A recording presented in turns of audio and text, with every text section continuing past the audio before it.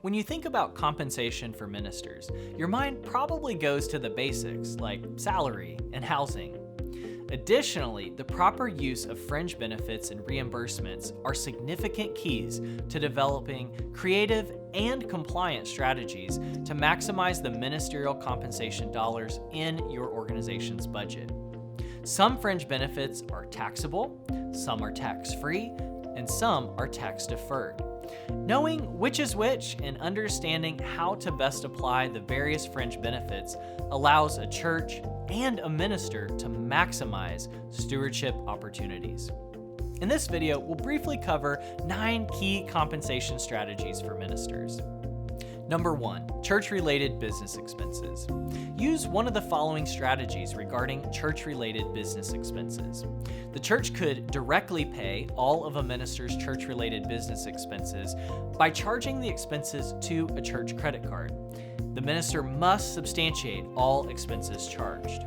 Or, the church could reimburse a minister for church-related business expenses paid for by the minister under an accountable expense reimbursement plan.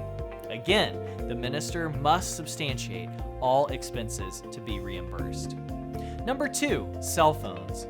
Cell phones and similar devices provided by a church to a minister are excludable from income as a fringe benefit and are not subject to stringent record-keeping requirements in certain situations. The church should document that the cell phone is provided for substantial reasons relating to the church's business other than providing compensation to the minister, if that's true. Number 3, disability insurance. If the church pays the disability insurance premiums and the minister is the beneficiary as part of the compensation package, the premiums are excluded from income. Number 4, flexible spending account, FSAs. FSAs are an excellent way for a church to pre-fund a minister's dependent care, medical, or dental expenses in pre-tax dollars. The IRS establishes an annual limit for contributions to an FSA. The money is in the minister's account to use during the plan year. Ultimately, the church owns the account, and any unused balance at the end of the plan year or any administrative grace period is forfeited to the church. Using some simple planning steps, a minister can typically use up to the account balance so that nothing is forfeited. Number 5, group term life insurance. The church can provide term life coverage under a non-discriminatory plan. If the amount of the coverage does not exceed $50,000, the premiums are tax-free. Premiums for group term life insurance coverage of more than $50,000 are taxable to the minister under somewhat favorable IRS tables. Number 6, Social Security reimbursements. Churches commonly reimburse ministers for a portion or all of their self-employment Social Security (SECA) tax liability. This is generous of the church, even though a Social Security reimbursement must be reported as taxable income for income tax purposes, and it's includable in the Social Security tax (SECA) computation. It's usually best to reimburse the minister for self-employment tax on a monthly or quarterly basis. An annual reimbursement can leave room for misunderstanding between the church and the minister if the minister moves to another church before the reimbursement is made. Number 7, tuition and fee discounts. If a minister is an employee of a church-related or church-operated elementary, secondary, or undergraduate institution, certain tuition and fee discounts provided to the minister's spouse or dependent children are generally tax-free. If the minister is employed by the church and not by the church-related or church-operated private school, any tuition and fee discounts received are taxable income.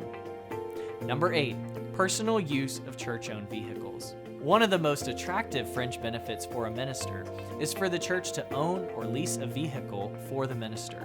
The church generally makes the lease payments or car loan payments, if any, plus paying for all of the gas, oil, insurance, repairs, and other related expenses. Unless the vehicle is always parked on the church premises, in other words, where business trips must start, and is never used for personal purposes, the minister must maintain a log to document personal use of the vehicle. the fair market value of the personal use must be included in the minister's gross income unless the minister fully reimburses the value to the church. And number 9, travel expenses. Travel expenses of a minister are reimbursable as business expenses if they're ordinary and necessary and are incurred while traveling away from the minister's tax home for business-related reasons. Expenses that are for personal purposes may not be reimbursed.